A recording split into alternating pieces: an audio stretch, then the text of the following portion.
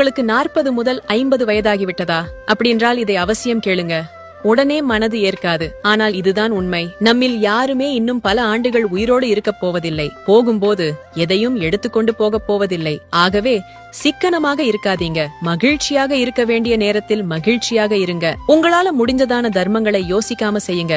எதற்கும் கவலைப்படாதீங்க. நீங்க கவலைப்படுவதால எதையும் நிறுத்த முடியுமா?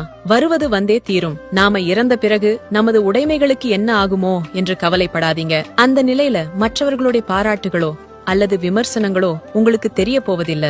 உங்களை கேட்காமலேயே அவைகள் முடிக்கப்பட்டுவிடும். உங்களின் குழந்தைகளை பற்றி கவலைப்படாதீங்க. அவர்களின் வாழ்க்கை அவர்களுக்கு விதித்த விதிப்படிதான் அமையும். அதில் நீங்கள் எந்த மாற்றத்தையும் செய்வதற்கு வழியில்லை. சம்பாதிக்கிறேன் என்று பணத்தை தேடி அலையாதீங்க. பணம் ஆரோக்கியத்தை மீட்டுத் தராது. 1000 ஏக்கர் விளைநிலம் இருந்தாலும் நாளொன்றிற்கு அரை கிலோ அரிசிக்கு மேல் உங்களால் உண்ண முடியாது.